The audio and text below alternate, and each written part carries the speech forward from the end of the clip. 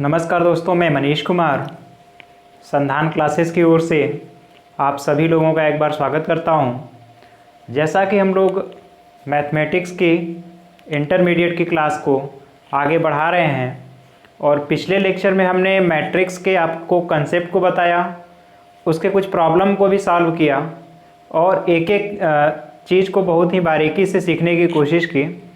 आज के क्लास में हम लोग अपने अगले कदम की ओर चैप्टर 3B का पहला पार्ट करेंगे। 3B थोड़ा बड़ा चैप्टर है तो इसको हम लोग दो भागों में करेंगे। तो पहला पार्ट आज करते हैं। तो देखिए, इस चैप्टर में पहले हम लोग जितने भी कंसेप्ट आए हुए हैं उस कंसेप्ट को देखेंगे। एक एक चीज़ को बहुत ही बारीकी से समझने की कोशिश करिएगा।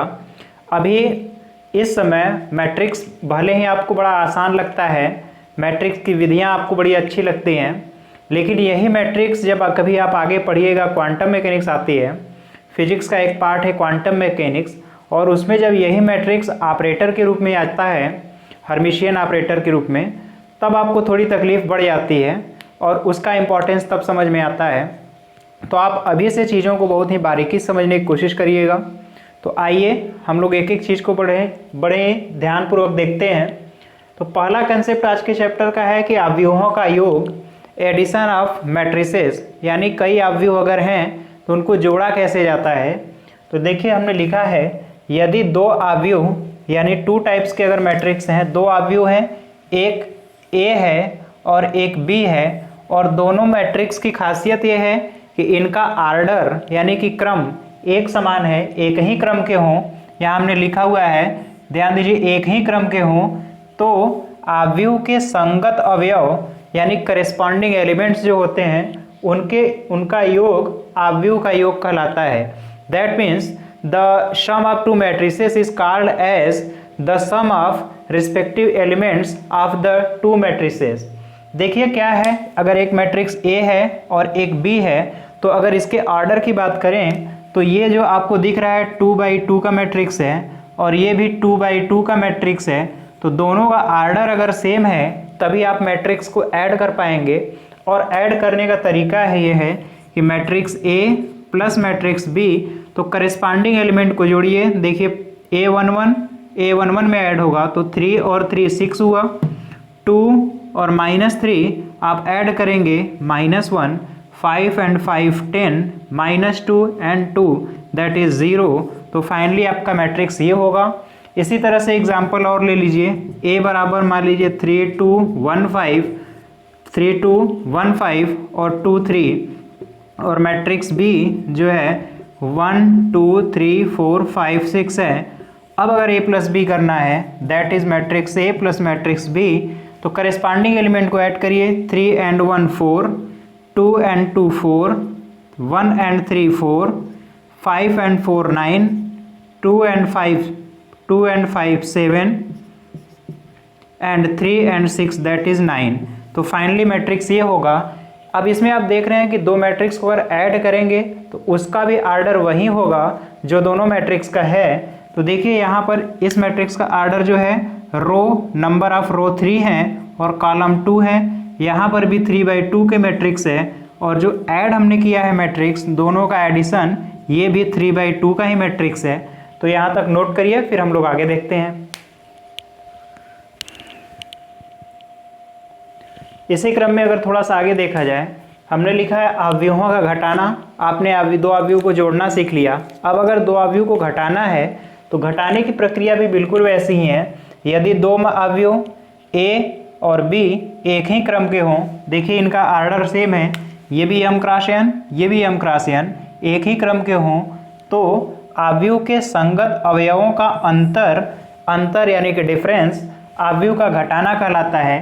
जैसे इसी अवयव को अगर घटाना है, A जो है 2x2 की मैट्रिक्स, B भी 2x2 की मैट्रिक्स, A माइनस बी अगर आपको करना है तो 3 - 3 करिए, that is 0, 2 minus minus plus हो जाएगा, दैट इज 5, 5 में से 5 घटाइए 0, एंड -2 एंड -2 दैट इज -4। तो A माइनस बी की ये वैल्यू होगी। अगर इसी में B माइनस ए करना हो, दैट इज B माइनस ए, तो इसमें से इसको आप घटाएंगे तो देखिए दी 3 और -3 -2 दैट इज़ -5, 5 and 5 5 5 0 होगा and 2 दैट इज़ 4 हो जाएगा। तो ये फाइनली आंसर होगा। तो देखिए आप a माइनस बी और b माइनस ए सेम नहीं है। तो यहाँ तक आप अभी तक सीख लिए कि दो मैट्रिक्स को कैसे ऐड किया जाएगा, कैसे घटाएंगे, यहाँ तक आप नोट करिए। इसके बाद हम लोग एडिशन की प्रॉपर्टी देखते हैं कि दो मैट्रिक्स को अगर ऐड किया जाता है तो कौन कौन सी प्रॉपर्टी को ये होल्ड करता है। तो यहाँ तक नोट करिए, फिर हम लोग आगे देखते हैं।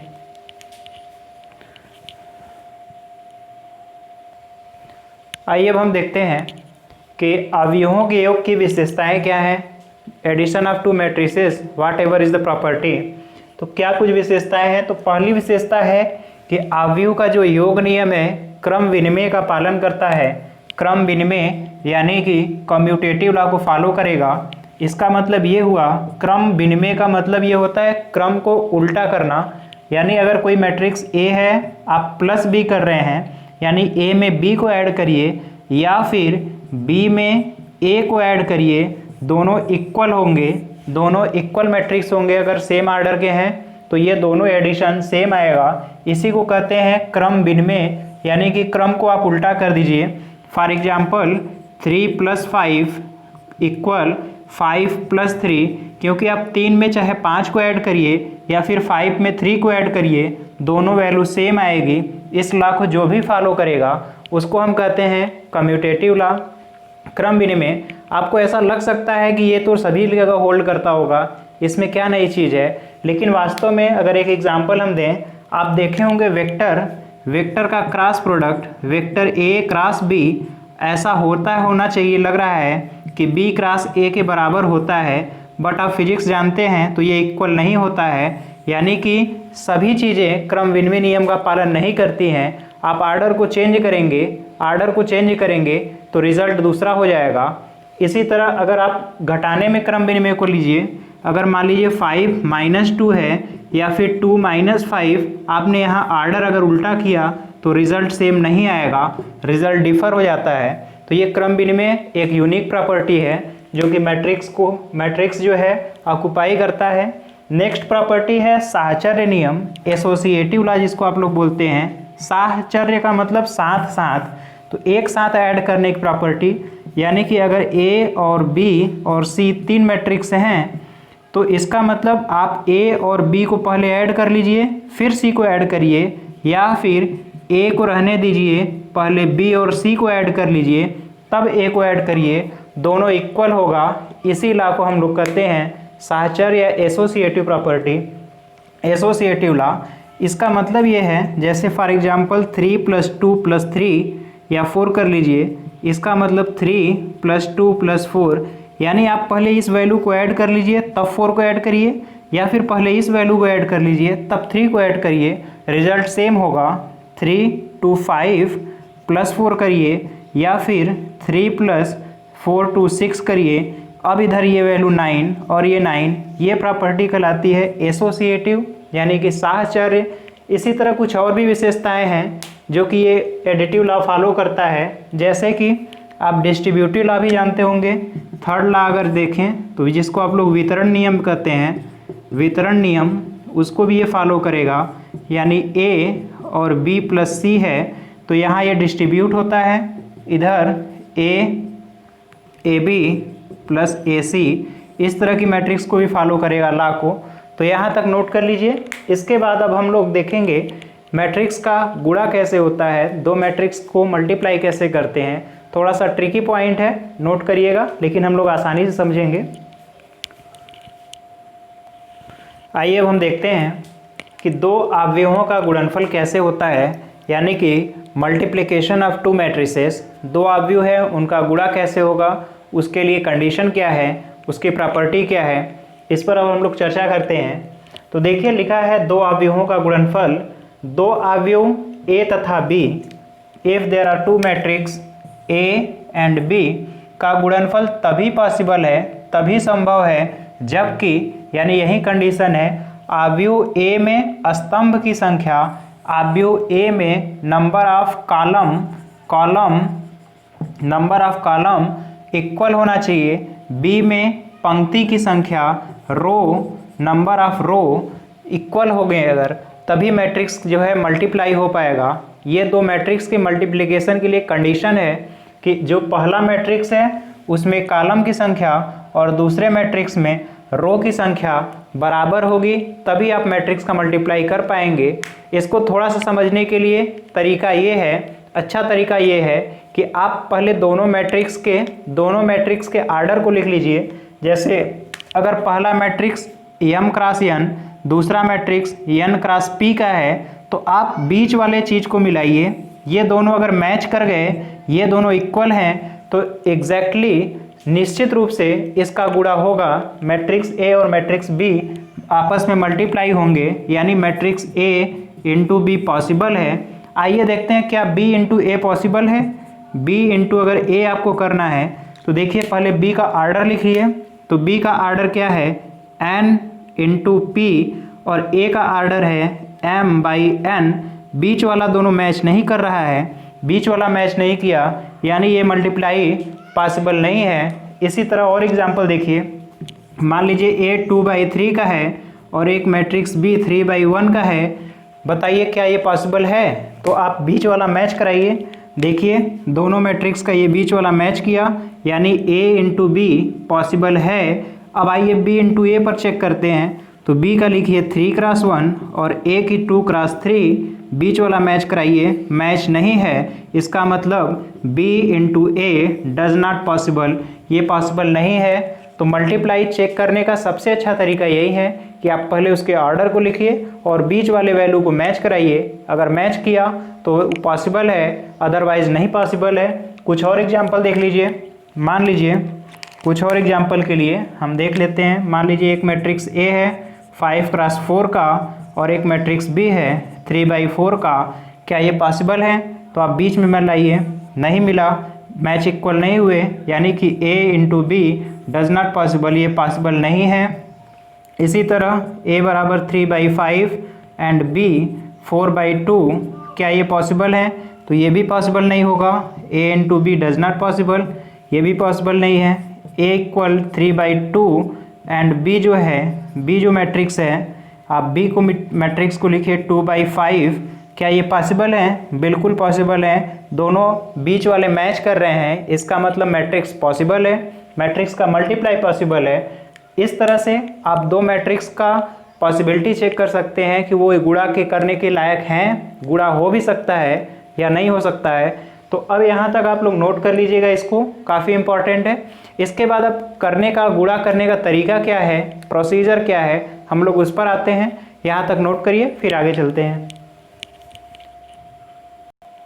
आइए अब हम लोग दो मैट्रिक्स का मल्टीप्लाई करने का प्रोसीजर क्या है, बहुत ही बारीकी से ध्यान दीजिएगा। थोड़ी सी दिक्कत होती है कि इसमें समझना थोड़ा आसान नहीं होता है, लेकिन आप समझने की कोशिश करिए। देखिए अवयव का गुणा कैसे होता है, पहले ही हमने लिख दिया है कि रो बाई कॉलम होता है, यानी रो का मल्टीप्लाई कॉलम में होगा। पहले मैट्रिक्स के रो का मल्टीप्लाई दूसरे मैट्रिक्स के कॉलम में होगा। मल्टीप्लाई करने से पहले आप ये चेक करेंगे कि क्या ये गुणनफल होगा या नहीं होगा।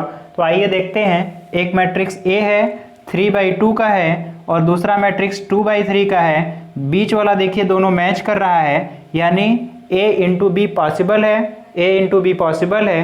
अब देखिए प्रोसीजर क्या है कि रो बाई कॉलम, यानी कि पहले के रो का दूसरे के कॉलम में मल्टीप्लाई होगा। और देखिए यानी R1 का मल्टीप्लाई C1 में, R2 का मल्टीप्लाई C2 में, और R3 का जो मल्टीप्लाई होगा वो C3 में मल्टीप्लाई होगा।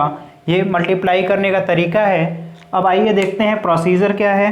तो यहाँ आप देखिएगा ध्यान से, इसका पहले वाले एलिमेंट का पहले वाले के साथ मल्टीप्लाई करिए, पहले वाले का पहले वाले के साथ। तो यहाँ देखिए 2 इंटू 2 यानी कि 4, फिर इसके बाद इसका यहाँ भी मल्टीप्लाई होगा प्लस 3 इंटू 2, यहाँ प्लस करेंगे दूसरे एलिमेंट के लिए 3 इंटू 2 दैट इज 6। अब फिर इसका दूसरे के साथ मल्टीप्लाई करेंगे, फिर इसका तीसरे के साथ करेंगे, यानी एक रो को उठाएंगे और उसका सभी कॉलम के साथ करेंगे। तो देखिए हमने पहले कर लिया। अब इसके बाद इसका मल्टीप्लाई यहाँ पे होगा। तो देखिए 2 इंटू 3 दैट इज 6 और 3 का 4 में मल्टीप्लाई होगा 12 हुआ। इसी तरह अब इसका यहाँ भी मल्टीप्लाई होगा C3 के साथ, तो 2 इंटू 5 10, फिर plus 3 into 2 3 into 2 that is 6। ये पहला हमारा रो हो गया। अब इसी तरह दूसरे में आइए, देखिए इसका पूरा मल्टीप्लाई इन तीनों के साथ बारी बारी से, 3 into 2 that is 6 plus 2 into 2 that is 4। इसके बाद 3 इंटू 3 9 प्लस 2 इंटू 4 2 इंटू 4 8।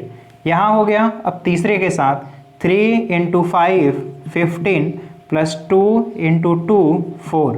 ये पूरा हो गया दूसरे रो का, तो दूसरा रो हमें मिल गया।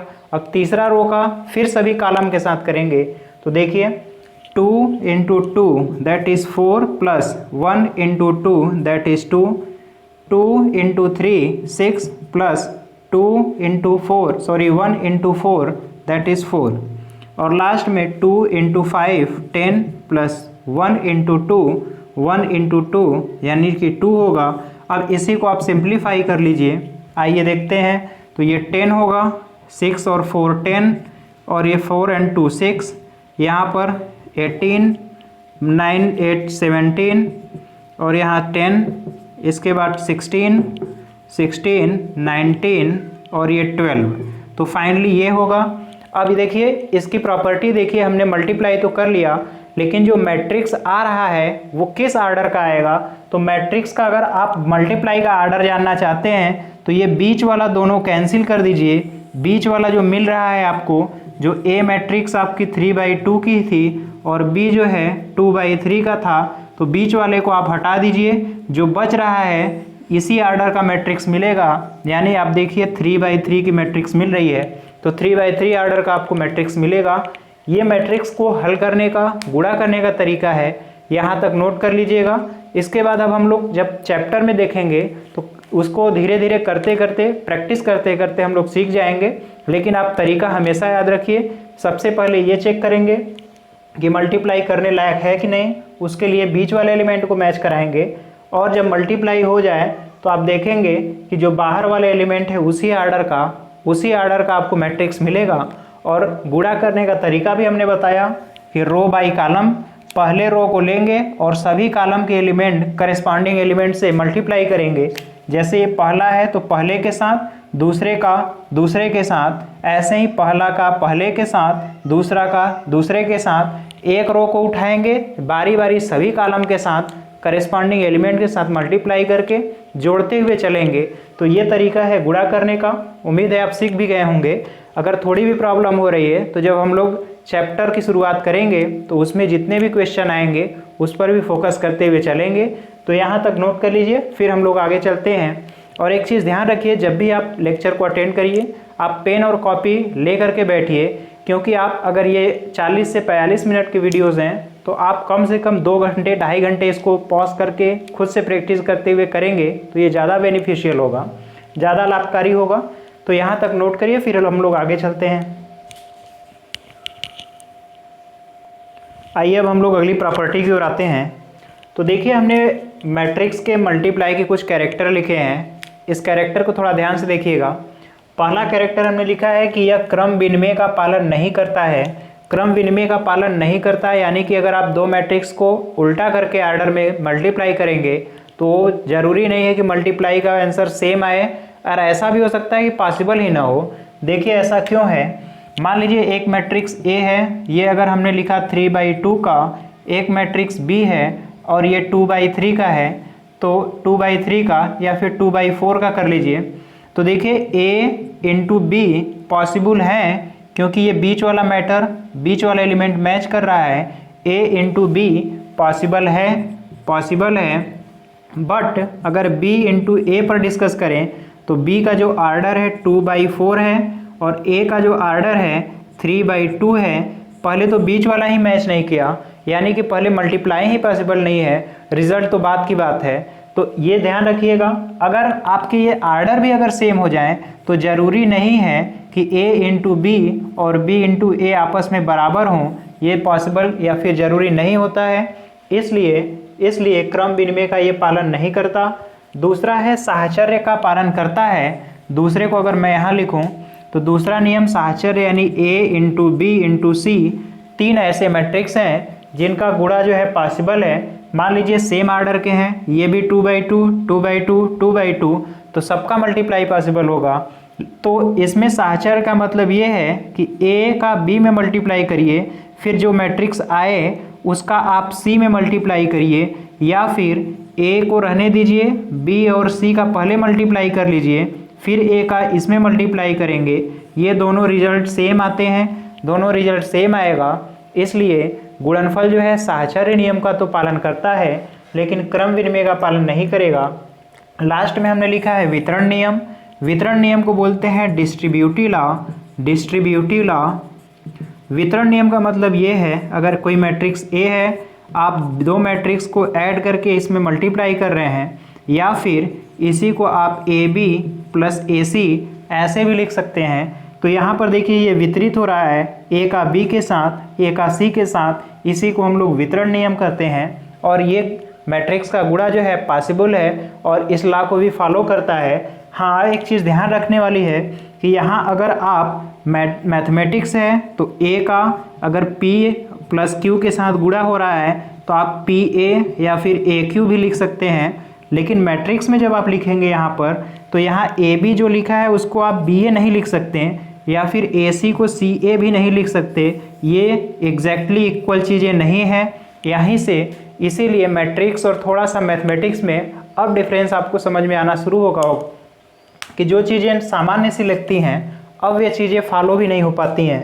इसलिए इसका आर्डर आपको ध्यान रखना है कि ये अगर लेफ़्ट साइड से मल्टीप्लाई हो रहा है तो इधर भी लेफ़्ट में रहना चाहिए। अगर यही चीज़ ऐसे रहता, B प्लस C में A जो है राइट से मल्टीप्लाई होता, तो इसका हम जब लिखते तो B इंटू A लिखते और C इंटू A लिखते, यानी राइट साइड से ही रहेगा। इस चीज़ का आप लोग आर्डर को ध्यान रखिएगा।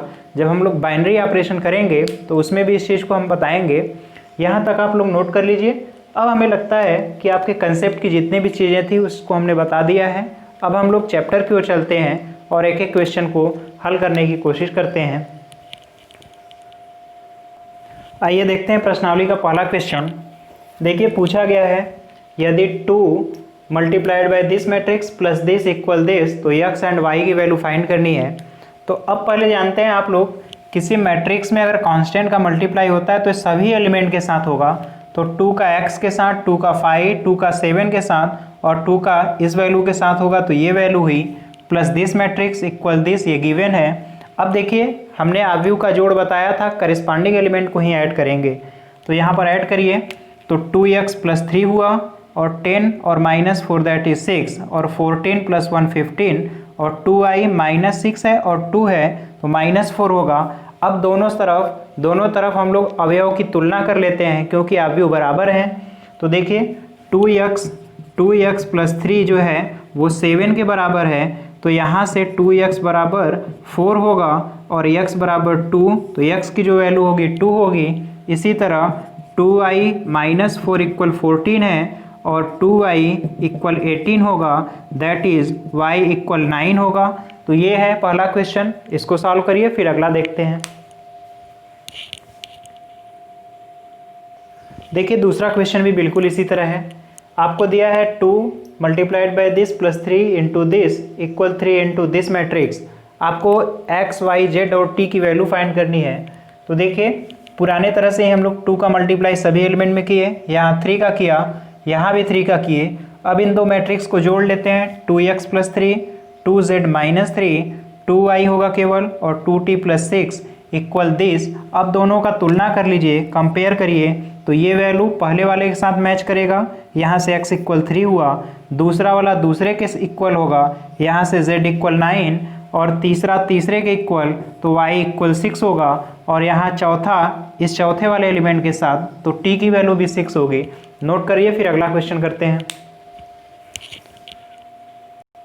आइए देखते हैं अगले क्वेश्चंस को। देखिए थर्ड क्वेश्चन का है x और y की वैल्यू फाइंड करिए।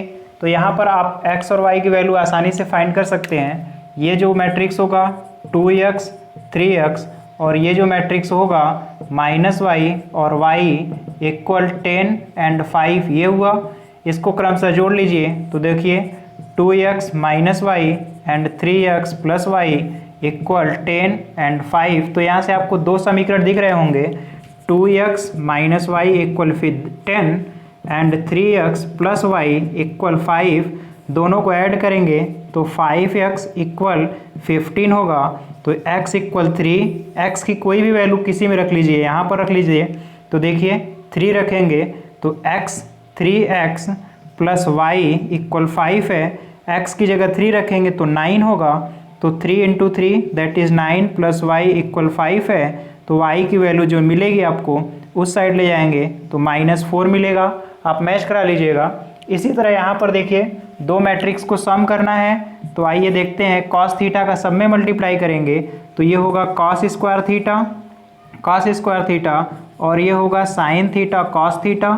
यहाँ होगा minus sine theta cos theta और यहाँ मल्टीप्लाई होगा तो कॉस स्क्वायर थीटा ये हुआ। और इसी तरह सेकेंड जो मैट्रिक्स होगा sine square theta minus sine theta cos theta.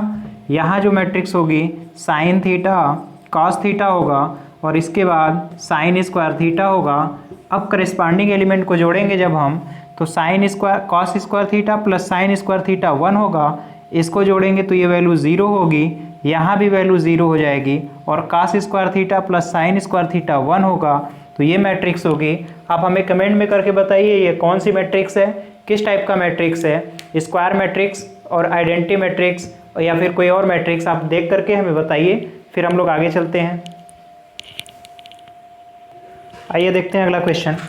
तो देखिए इसमें पूछा क्या है, दो मैट्रिक्स आपको दिया है a प्लस बी और a माइनस बी पूछा गया है। इससे आसान क्या हो सकता है, देखिए a प्लस बी यानी दोनों को जोड़िए, 4 और 7 11 होगा, -1 एंड 7 6 होगा, 5 4 9 होगा एंड -3 -5 -8 होगा। यानी ये a प्लस बी की वैल्यू हुई। इसी तरह a माइनस बी यानी अब इसमें से हमको सब्ट्रैक्ट करना है तो a माइनस बी जो होगा -3 दिख रहा है, -1 -7 -8 होगा, 5 में से 4 ले आएगा 1 होगा, -3 और ये +5 होगा तो ये वैल्यू 2 आएगी।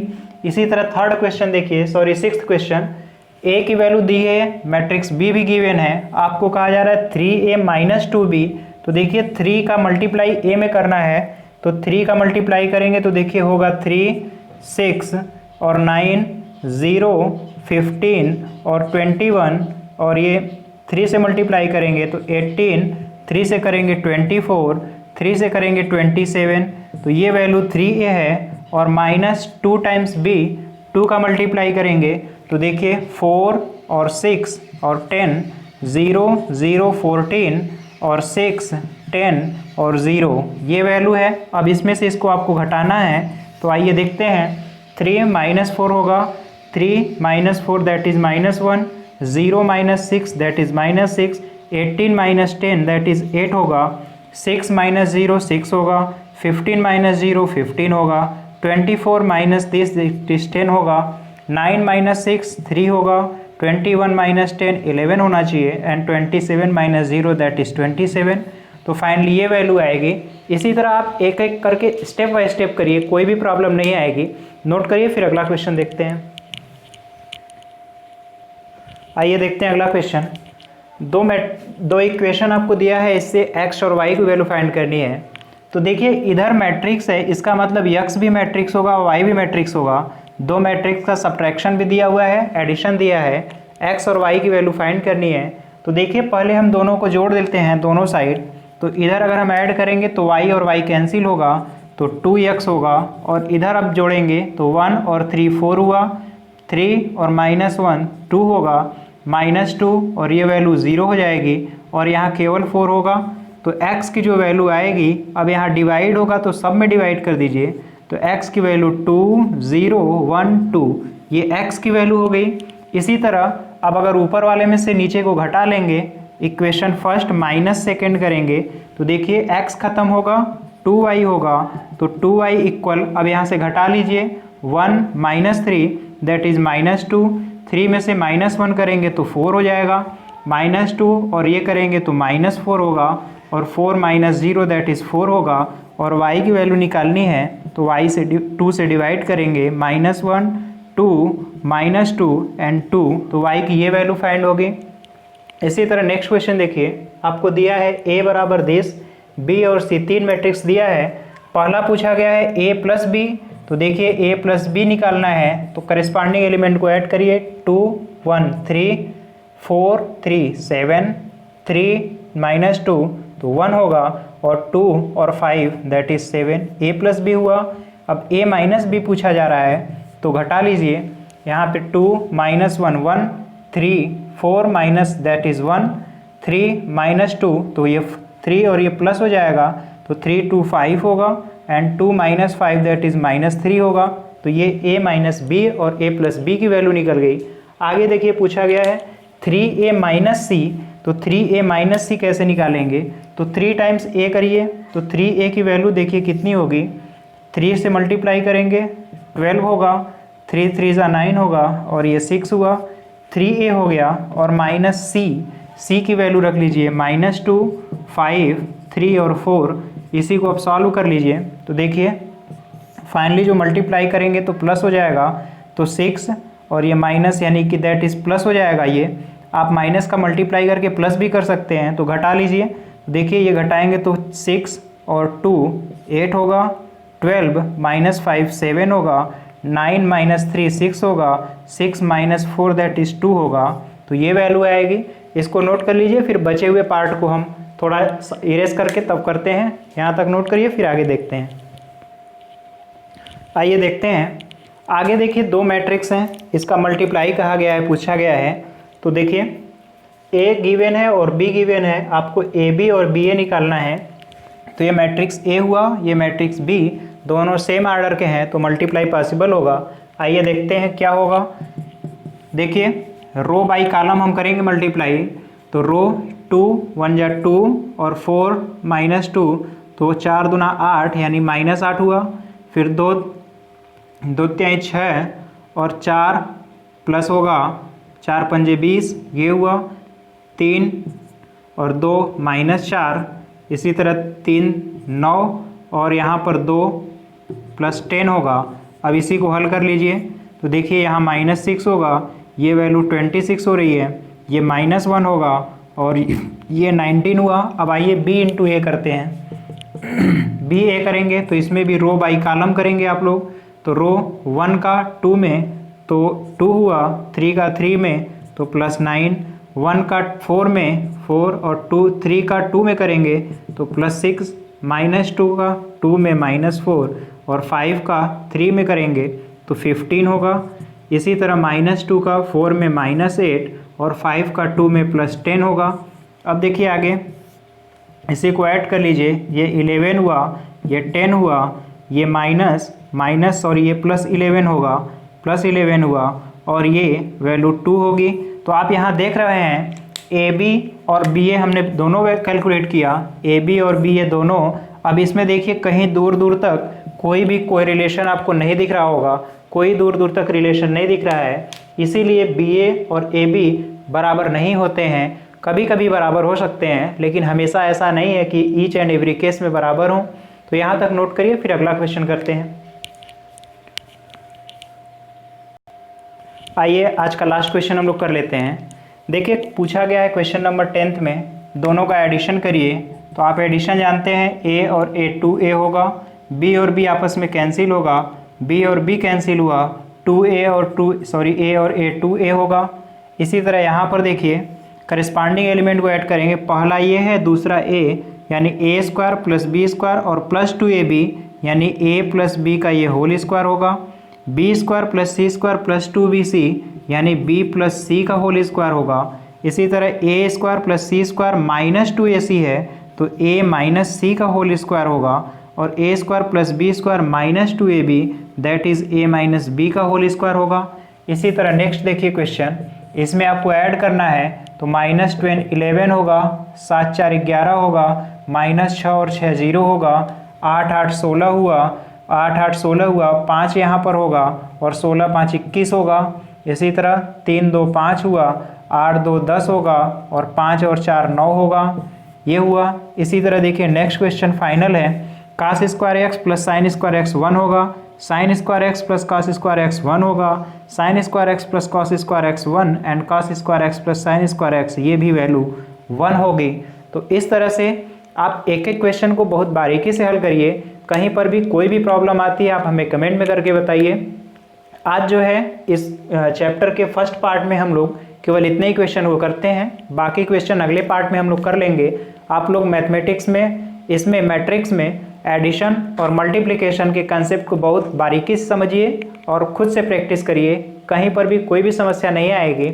आज का हमारा आपका साथ देने के लिए बहुत बहुत धन्यवाद। जय हिंद, जय हिंद।